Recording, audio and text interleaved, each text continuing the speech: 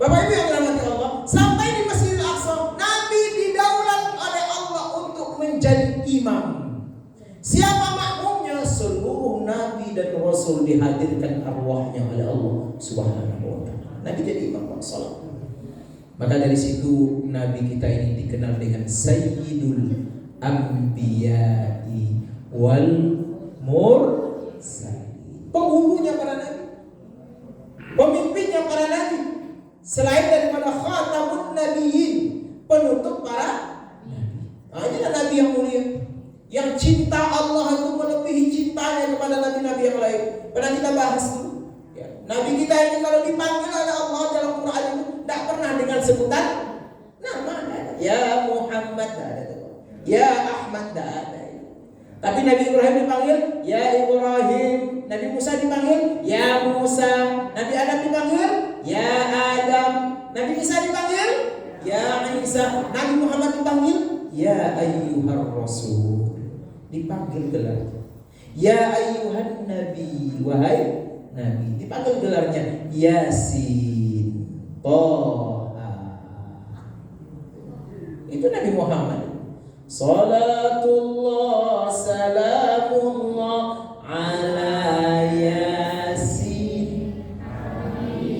Siapa Yasin itu? Nabi Muhammad. Itu sayang Allah kepada Rasul. Selesai salat, berangkat Nabi SAW menuju ke atas, namanya vertikal.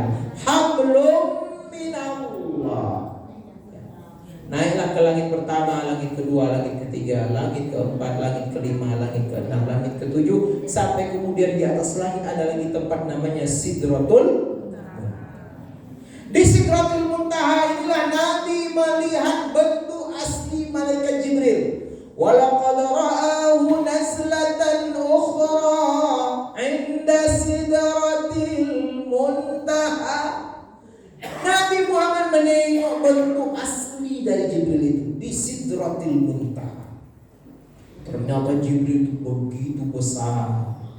Sayapnya 600. Satu sayapnya saja bisa menutup bumi dan isinya. Itu baru satu sayap. Berapa besar? Itu Jibril. Itulah Sayyidul Malak. Tuannya para malaikat itu adalah malaikat Jibril. Dan kita orang Islam tidak boleh membenci malaikat Jibril. Man kana aduwwan lillahi wa malaikatihi wa Jibril fa inna Allaha aduwwun lil kafirin. Allah jamin itu. Siapa yang menjadikan Jibril sebagai musuhnya, maka Allah menjadi musuh bagi orang kafir. Artinya kafir orang itu kalau memusuhi malaikat Jibril. Banyak kisah Jibril. Wahyu datang kepada Nabi Ibrahim dari Jibril, datang kepada Nabi Nuh dari Jibril, datang kepada Nabi Musa melalui Jibril, datang kepada Rasulullah 23 tahun lamanya melalui malaikat Jibril. Jibril meninggalkan Nabi Muhammad sendiri, tidak bisa naik lagi Nabi Muhammad ke atas, Pak. Nama tempat yang paling tinggi itu Mustawa. Ada Mustawa, tak bisa lagi malaikat naik. Inilah keunggulan Rasulullah itu. Hanya satu yang diperbolehkan, yaitu Muhammad sallallahu alaihi wasallam. Tak sanggup Jibril, Mikael pun tak sanggup. Nabi Muhammad yang diizinkan sendiri naik. Seperti apa naiknya? Wallahu alam. Allah yang lebih tahu. Kendaraannya masih berat. Wallahu alam. Allah yang lebih tahu. Tapi Allah sambut Rasulullah sallallahu alaihi wasallam, ya, dengan sambutan kemesraan. Nabi tak melihat Allah dengan matanya, karena itu mustahil. Tapi Nabi melihat Allah dengan mata batinnya. Maka Nabi pun memuji Allah. At-tahiyyatul mubarakatus salawatut thayyibatul. Nabi puji setinggi-tingginya Allah. At-tahiyyat segala puji, at-thayyibat yang paling baik, lillah aku tujukan kepada Allah. Salawat aku tujukan kepada Allah. Pujian Allah Nabi. Allah membalas pujian itu dengan memuji, memberikan salam kepada Rasulullah. Assalamu alayka ayyuhan nabi wa rahmatullahi wa barakatuh. Salam sejahtera untuk engkau wahai Nabi, bukan wahai Muhammad, Pak. Allah muliakan lagi dia dengan sebutan gelar. Kepada Ustaz dipersilakan. Itu tanda penghormatan. Kepada khairun nas dipersilakan. Tidak ada masalah, Pak. Ada nama saya? Khairun nas. Tapi protokol tidak mau dia. Kepada al-ustaz. Itu dia. Penghormatan. Nampak Allah menghormati Rasulullah. Allah memuliakan Rasulullah. Tiba-tiba ada orang manggil Muhammad, ya, tanpa diikuti dengan gelarnya. Su'ul adab kita kepada Rasulullah. Maka Allah larang, la taj'alu du'aakum ka du'ai ba'dikum ba'dha. Jangan kamu panggil Nabi itu seperti kamu memanggil satu dengan yang lain. Tidak bisa.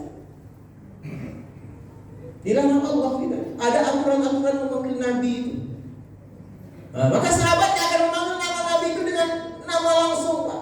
Tapi Nabi Pak dipanggil ya Rasulullah. Yang paling sering itu ya Rasulullah. Atau Nabi dipanggil dengan nama tadi Al-Qasim, Abul Qasim, wahai ayahnya Al-Qasim. Yang paling banyak Rasul dipanggil ya Rasulullah, ya Rasulullah, ya Rasulullah.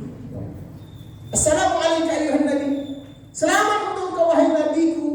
Wa rahmatullah, rahmat Allah untukmu, wa barakatuh, engkau dapat kemuliaan, keberkahan. Nabi tak mansur. Nah, ini tipe pemimpin luar biasa. Pemimpin yang baik itu pemimpin yang mengingat siapa yang dia pimpin, baik dalam keadaan suka maupun dalam keadaan. Nabi sambut panggilan Allah itu dengan memberikan doa, bukan hanya untuk beliau tapi juga untuk yang lain. Assalamu alaina. Aku dapat selamat juga ya Allah. Alhamdulillah. Wa ala ibadillahis. Juga Allah Tuhan memberikan keselamatan itu kepada hamba-hambamu yang saleh. Berarti yang akan dapat keselamatan itu siapa? Yang saleh. Orang saleh itu siapa? Amilus sholihat. Orang yang selalu mengerjakan amal. Jadi jaminan Pak, dijamin ini. Siapa yang soleh dalam hidupnya, yang suka mengerjakan amal kebajikan, dapat keselamatan. Nabi mengatakan selamat, Allah menjamin keselamatan itu fit dunia wal. Maka bacaan yang mulia tadi, pujian-pujian tadi dari Nabi kepada Allah, dari Allah kepada Nabi, dari Nabi minta persetujuan Allah kepada Nabi sendiri dan kepada hamba-hamba yang soleh, akhirnya direkam, kemudian dijadikan bacaan. Bacaan itu diletakkan pada ibadah yang paling besar. Nama ibadahnya adalah sholat. Itu bacaan mi'raj. Ada dalam sholat kita. Maka wajar Nabi mengatakan as-salatu mi'rajul mu'minin.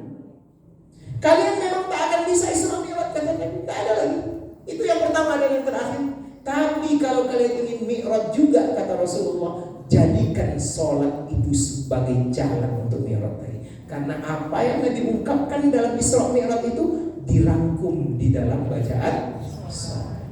Berarti sholat itu mi'raj. Tak bisa kita seperti Nabi, tapi keutamaan mi'raj itu kita dapatkan di dalam sholat. Maka ketika Nabi selesai, dapatlah Nabi perintah. Ini perintah untuk kamu Muhammad. Sampaikan untuk umatmu. Perintah itu namanya S-O-L-A-T.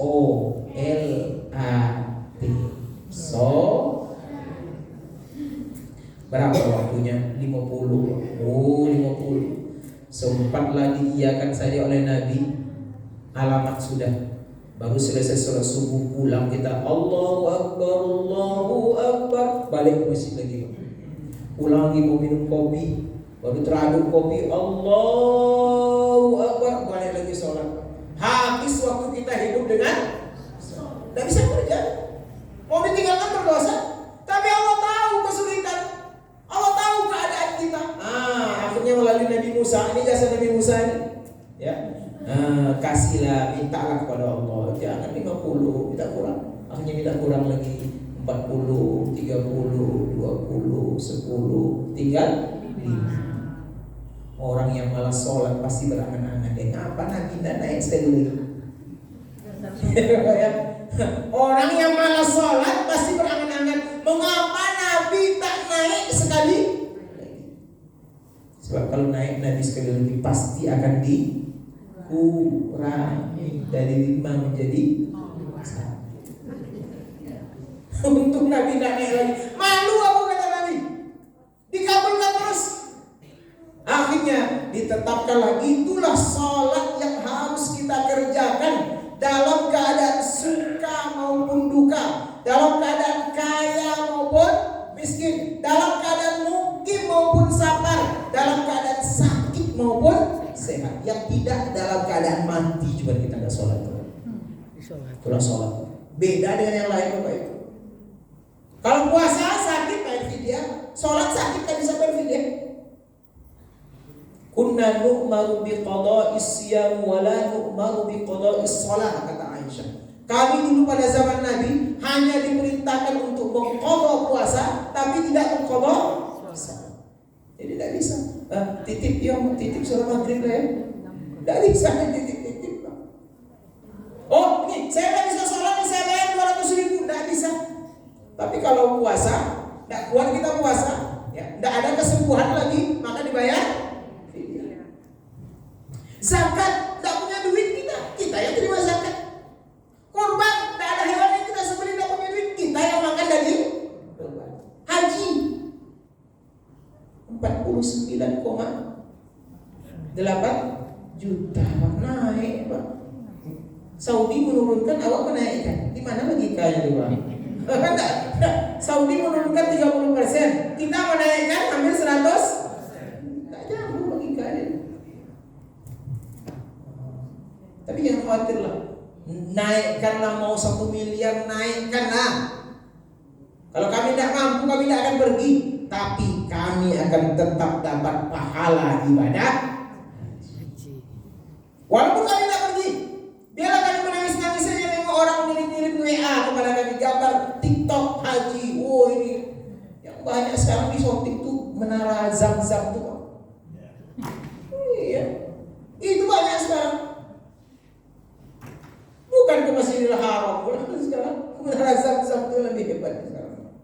Apalagi muncul pula bangunan baru namanya Mukama, Murabba sekarang di Riyadh. Dibangun sampai selesai tahun 2030. Katanya nanti akan menyaingi ini nanti zaman Abraha lagi. Maka betul kata orang, nanti tanda-tanda kiamat ini muncul dari jazirah. Biarlah naik semiliar lantas itu. Tapi kami datang ke Masjid Al-Mustaqim. Sholat subuh kami berjamaah. Habis subuh kami tidak pulang. Kami ngaji, kami sholawat, kami zikir, kami baca Quran, kami tausiah, kami ini. Yang baik sampai waktu isyraq kami sholat 2 rakaat. Maka pahala yang kami dapatkan setara dengan pahala haji dan itulah sholat. Maka ini sholat yang kita kerjakan. Fawailul lil musallin alladzina hum an salatihim. Orang yang sholat tapi lalai saja masih dapat wahid, apalagi yang tidak sholat. Itu ceritanya. Jadi adik-adik, jangan tinggalkan sholat. Senantu apapun kalian, sholat dulu baru tidur. Sholat menjelang tidur itu sholat apa? Sholat isya. Udah sholat isya tadi? Jangan tinggalkan. Ini bagus ya, Bapak Ibu. Besok sekolahkan mereka ke UI, ITB, ya, UIN. UIN itu hebat juga, Pak. Saya dari UIN nih, Pak. Tapi banyak anak dosen UIN itu tidak di UIN kuliahnya, Pak. Ada yang ke sini, ada ke situ. Di UIN itu bagus. Karena kita integrasi. Integrasi itu ada fakultas pertanian tapi diintegrasikan dengan agama. Kemarin kita baru dapat profesor, dia meneliti nanas. Profesor dari nanas. Macam-macam profesor. Ada kemarin dari pertanian, banyak dari pertanian. Dia meneliti kerbau, Pak. Bagaimana kerbau itu banyak anaknya. Kemudian hamilnya kalau bisa tiap bulan. Akhirnya dapat profesor, Pak. Profesor ya. Luar biasa. Jadi nama-nama gedung di Fakultas Pertanian Peternakan itu diambil dari ayat-ayat Quran itu, Pak. Gedung An-Naml, gedung Al-Baqarah, gedung Ba'udah. Itu kan ada ayat itu integrasi. Masuk ke sana besok. minta tolong sama saya. Saya bantu semampu saya. Bapak Ibu yang dirahmati Allah. Jadi Allah titipkan pesan, ini sholat melalui surah Al-Baqarah.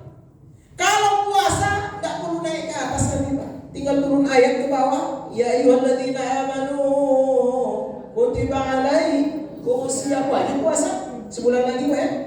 Zakat turun ayat. Innamas shadaqatu lil fuqara'i wal masakin. Wajib zakat untuk orang fakir dan miskin.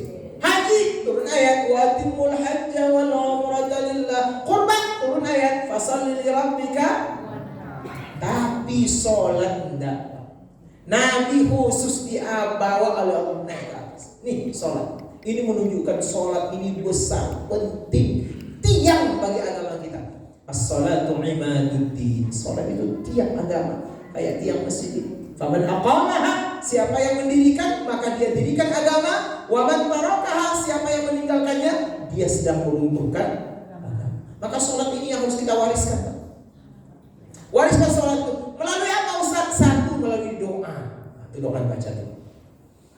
Pernah Bapak Ibu baca doa itu di dinding tengah-tengah di atas apa nih? Daftar nama donatur didikan subuh Masjid Al-Mustaqim.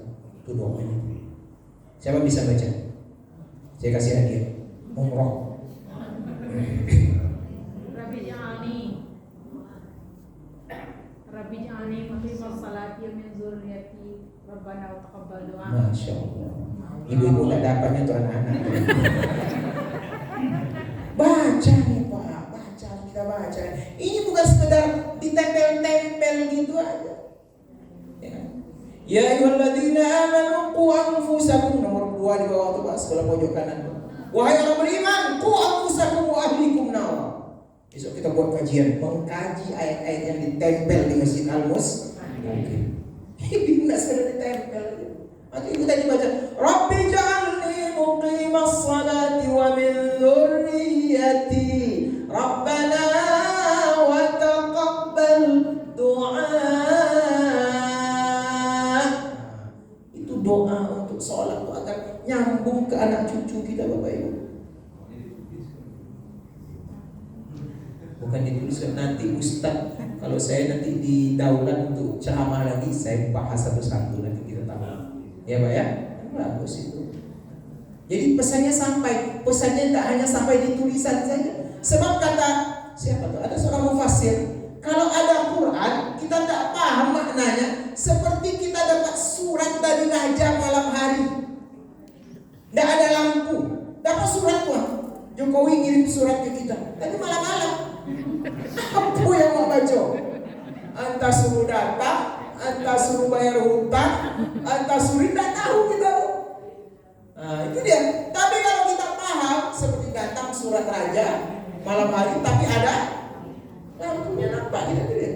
Rabbi ja'alni, wahai Tuhanku, jadikan aku muqimas salat. Ini doa Nabi Ibrahim. Bisa selalu istiqamah mendirikan salat. Wa min dzurriyyati, begitu juga ya Allah jadikan anak cucuku seperti aku yang mendirikan salat. Rabbana, wahai Tuhan kami, wa taqabbal du'a, terimalah doa dan permohonan kami.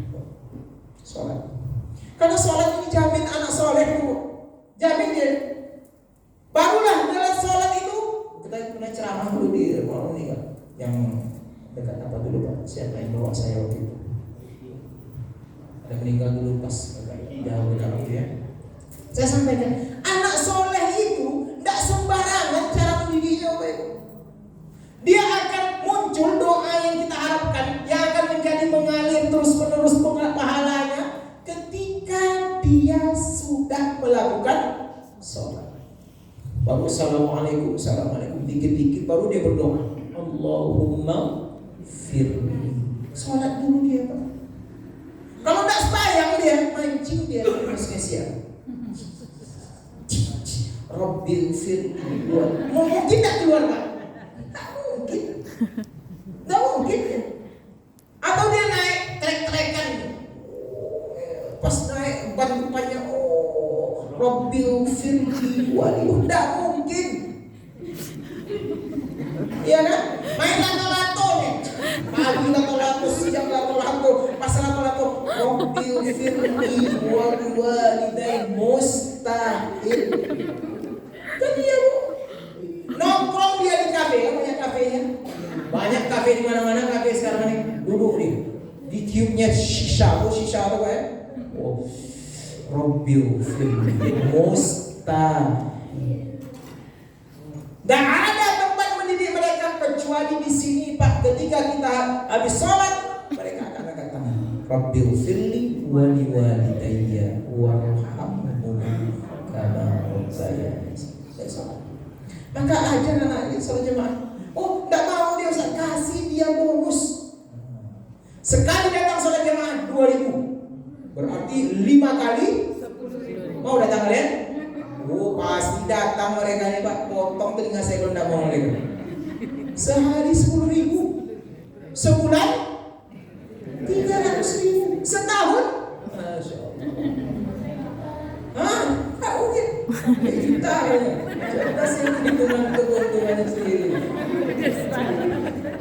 Uang itu untuk apa lagi Pak? Ini kadang-kadang ada masjid, mohon maaf ini, karpet masih cantik, diganti pula karpetnya lagi. Ratusan juta. Saya ada masjid, bukan masjid di mana, masih bagus Pak, digantinya tehel ini Pak. Ini keramik ini 200 juta. 200 juta. Habis itu enggak pakai karpet. Sojo. Jamaah tua Pak, subuh-subuh asri kedinginan jamaah. Lagi dipasang karpet lagi Pak. Enggak berguna. 200 juta. Apa gunanya untuk yang fisik saja? Padahal bagusnya. Sekali datang kalian sehari 10.000. Oh, kalau nggak penuh datang dari mana-mana di sini tadi. Iya Pak. Itu berpahala. Kan berpahala nih. Dari situ dia nanti suka sholat. Dari situ nanti dia jadi anak yang sholat. Mengalir pahala sedekah kita itu. Betul Pak. Itu cara kita. Belajarlah cara kita dengan Allah Pak. Mohon maaf ini. Mengapa kita datang ke masjid salat berjamaah? Karena kita ditawarkan 27 kali lipat. Anak-anak ini kan belum tahu dia 27 kali lipat tuh Pak. Yang ada di pikiran mereka duit. Yang dimaksud uang lah itu Pak. Uang ini untuk anak-anak kita. Bukan untuk siapa, kembali kepada mereka. Maka ada kemarin tawaran kalau bisa pakai kartu banyak kerjasama dengan BSI. Saya tidak mengiklankan karena BSI ini kan yang Bank Syariah Indonesia itu. Kasih mereka kartu, pasang CCTV yang mau moka meribut-ribut nampak CCTV itu. Awas, kalau kamu sholatnya ribut-ribut dikurangi 3.000 dalam kartunya. Dari mana kantongnya? Dari sisi pasti mereka sholat tuh khusyuk. Nanti mereka setiap mau Idul Fitri mereka buka tuh kartunya. Masya Allah 4.500.000 satu orang.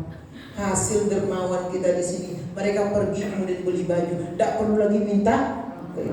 Nanti kan kalau lama-lama mereka tertanam itu. Kalau begitu nih saya nih udah makin cinta dengan masjid, makin suka dengan sholat, mau dibeli mau tidak tak peduli. Akhirnya mereka jadi orang yang qalbuhu mu'allaqun bil masjid. Hati mereka tersangkut dengan. Harus ada ciri itu Pak, kreatif kita. Ya. Jadi pengurus itu bukan hanya sedang narik-narik orang, enggak. Itu kalau ibu ini mudah-mudah aja nariknya, lah tua-tua. Bapak-bapak ini mudah-mudah aja nariknya lah tua-tua, apa lagi? Mau bergaya, kucingnya tidak selera lagi. Tapi ini Pak, yang ini nih Pak, betul ya? Iya kan? Kucing selera. Baik yang laki-laki maupun itu ibunya udah butuh bapak. Yang ini Pak, generasi kita ini tak pamin duriyati. Nabi Ibrahim mengingat duriyatnya Pak, keturunannya. Karena dari situ nanti mohon maaf nih, pahala yang kita harapkan ketika kita minus pahala, tak lagi bisa berbuat banyak dalam kubur, tapi masih ada yang mengalir deras kepada kita. Itu berasal dari Rabbil firli yang tadi ditanamkan melalui sholat. Ya kan Bu ya? Jadi saya berpihak kepada kamu. Ya, nggak apa-apa Pak. Pasti nanti kita coba lah Pak. Kita buat percontohan untuk sepekan baru. Masjid Al-Mustaqim menyediakan kartu kredit untuk anak-anak yang sholat. Potong telinga saya nanti kalau udah ramai bersab-sab jemaah anak-anak. Iya betul juga. Nggak apa-apa. Pasti itu yang namanya infak sedekah itu pasti tidak akan pernah berkurang Pak. Ada saja. Daripada kita hanya sibuk ke masalah fisik. Menaikkan gaji imamnya Pak. Imamnya 5 juta. Muazzinnya 3,5 juta. Oh pasti ini hebat masjid kita ya. Betul. Kalau bisa saldonya 0. Ada masjid Jogokaryan di mana itu Jakarta. Itu saldonya 0. Sekarang ada kebanggaan makin banyak saldonya. Itu sebetulnya makin banyak saldo, makin terhambat orang beramal Pak. Karena jamaah menitipkan uang di sini agar dipakai, disalurkan, dihabiskan. Maka pengurus masjid bolehlah besok studi banding Pak. Tapi pakai uang sendiri. Kemana? Masjid Jogokaryan. Ada satu lagi masjid di Klaten atau di mana ya? Mereka menyediakan penginapan bagi musafir. Mereka menyediakan minuman, makanan, ada bank berasnya dan lain sebagainya. Itulah kesepakatan berinfak, ya kan? Infak itu wa ma anfaqtum min syai'in fa huwa yukhlifu. Pasti dibalas Allah. Tidak akan ada orang yang jatuh miskin gara-gara infak. Infak pertama adalah anak-anak. Caranya bagaimana ya? Bapak-bapak yang ahli ekonomi lah yang bisa merancang itu. Saya kira ini banyak orang pintar. Insyaallah dzurriyyat yang kita sampaikan tadi itu mereka akan menjadi orang-orang yang soleh, orang yang alim, yang terkenang dengan jasa kedua orang tuanya. Bapak Ibu yang dirahmati Allah Subhanahu wa taala, itulah pelajaran dari sekian banyak pelajaran yang Allah sampaikan melalui peristiwa Isra dan Mi'raj. Intinya satu, tadi pertama, kegalauan itu harus cepat diobati. Jangan dibiarkan dia. Harus dicarikan solusinya. Seperti kegalauan yang dirasakan oleh Rasulullah yang diobati dengan cepat oleh Allah Subhanahu wa taala. Sehingga pulang dari Isra Mi'raj Nabi menjadi kokoh. Yang kedua, jadikan kita teringat dengan perjuangan saudara-saudara kita di Palestina melalui pesan Allah minal masjidil harami ilal masjidil aqsa. Yang ketiga, jadikan sholat sebagai hal yang kita perhatikan dengan sebaik-baiknya dan kita wariskan, kita titipkan dan kita ajak keluarga kita untuk datang sholat berjamaah agar jangan sampai kita dikategorikan sebagai fawaidul lil musallin. Saya kira Bapak Ibu cukup di sini. Kalau kita lanjutkan nanti terlalu banyak, nanti capek. Bapak capek, ibu capek, saya pun lebih capek. Nah, maka cukup dari sini, mudah-mudahan bermanfaat. Dan saya habis ini Pak jam 10 mau korobul lagi. Jadi harus korobul, Bapak Ibu bayangkan. Nah, ada istirahat dari pagi, harus berangkat malam ini juga dengan anak ke situ. Ada musyawarah tilawatul Quran di Robul. Jadi mungkin berangkat jam 11 mungkin balik sampai jam 2 malam nanti. Jadi kita cukup di sini dan kita tutup doa ya sebagaimana yang disampaikan oleh Dinda Protokol tadi. Mari kita doa diri kita, keluarga kita, masyarakat kita agar menjadi orang